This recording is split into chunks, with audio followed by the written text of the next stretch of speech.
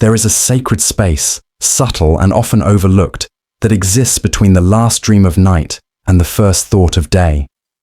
It is in this liminal moment, when the mind is soft and the soul still tuned to deeper frequencies, that we encounter an opportunity more powerful than most recognize. It is here, in the hush before the world invades, that we decide, not merely who we are, but who we shall become. Much of what torments the modern soul is the unconscious repetition of past scripts. We wake not as conscious authors, but as actors, performing roles handed to us long ago by parents, peers, and society. We rehearse pain, regret, and fear like lines in an unending tragedy. And so, each day mirrors the last, not because of fate, but because of forgetfulness. To wake with intention is to wake with power. This is not some optimistic platitude, but a fundamental psychological truth. The thoughts we choose upon waking act like the opening chords of a symphony. They set the key, the rhythm, and the emotional tone of the day ahead. Our outer life is merely the echo of our inner world. What we tell ourselves first thing in the morning has the potential to shape the destiny that unfolds before us. Let us then examine 12 affirmations, truths, really, that every soul should speak each morning. These are not mere slogans, but invocations of personal power. They are offerings to the deeper self, reminders of what is eternal within us, despite the chaos without. 1. I am not what happened to me. I am what I choose to become. This is the first and most crucial truth. The psyche is shaped by experience, yes, but it is not determined by it. We are not merely victims of circumstance, we are meaning makers. To reduce oneself to the sum of traumas and failures is to deny the soul's alchemical potential. The wound is not the end of the story, it is the birthplace of transformation. Pain, shame, loss, these do not define you. They are chapters, not conclusions. The moment you declare, I choose who I become, you shift from reaction to intention. You reclaim authorship of your life. 2. My past is the soil, not the sky. The past can nourish you or imprison you. It all depends on how you relate to it. Just as the river flows around rocks without losing its identity, so too can we move through adversity without being shaped by it. We are not here to replay old narratives. We are here to integrate them and transcend. Let the events of your past inform you, but never confine you. You are the sky, vast, open, and unbound. 3. Each morning, I am invited to begin again. We are creatures of habit, yes, but also of hope. Each morning is an unwritten page, a blank canvas. The psychological significance of this cannot be overstated. Most people awaken with yesterday's burdens already on their back. They do not see the day as new, they see it as a continuation of struggle. But the psyche does not demand perfection. It only asks that you begin. The past is not a prophecy unless you make it so. You are not sentenced to repeat what was. The choice to begin again is always before you. 4. The brush is in my hand. Many live as if their lives were scripted by unseen forces. But we are not puppets. We are painters. The ego wants control, but the self wants creation. You are not here to perform a life someone else wrote for you. You are here to create. Even in chaos, you possess the power of conscious response.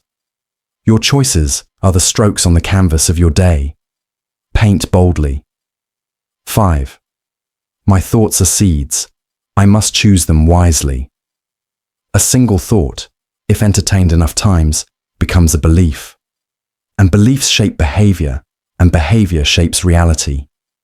This is the inner architecture of destiny. If you tell yourself each day, I am not enough, the world will conform to that belief. Not because it is true, but because you keep watering it. But imagine if you planted a different seed. I am becoming. This thought does not demand perfection. It invites growth.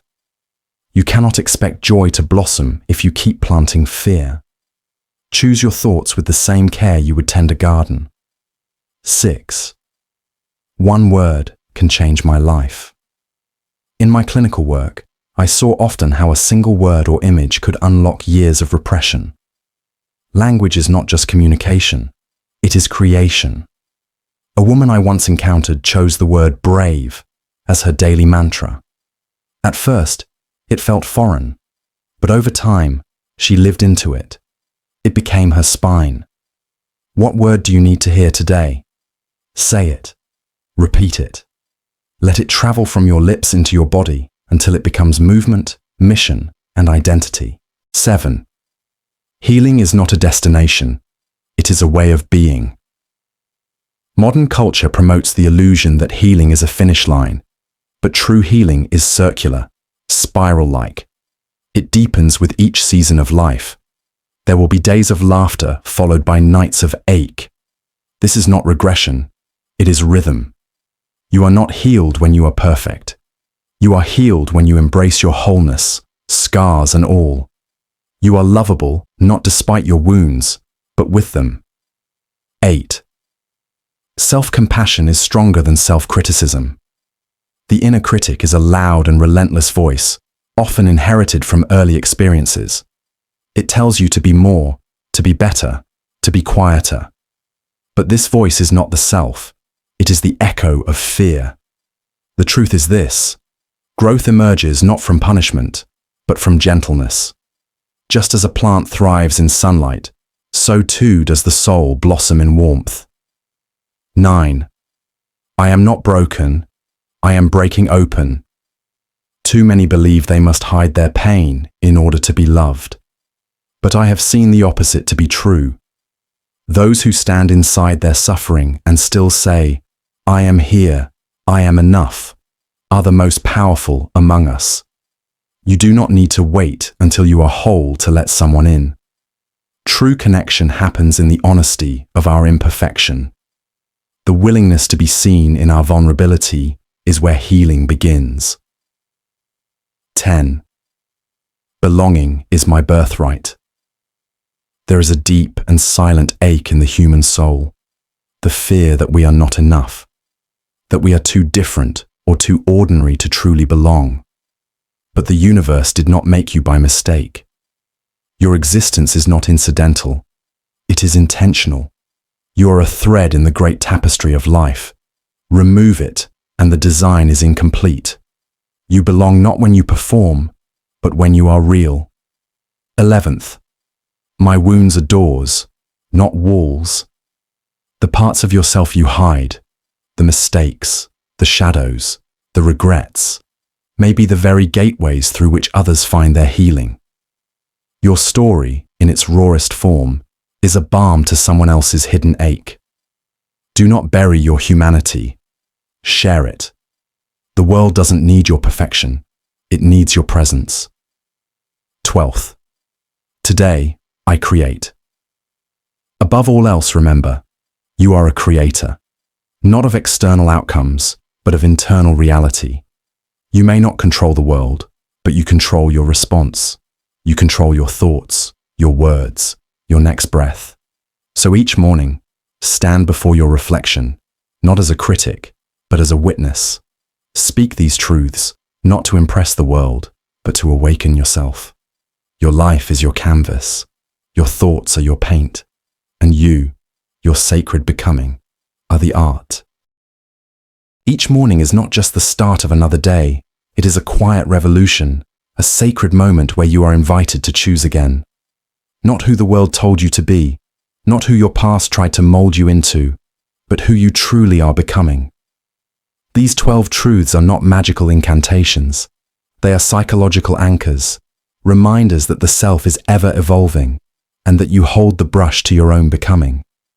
Whether you whisper them to your reflection or carry them silently in your heart, speak these truths with conviction.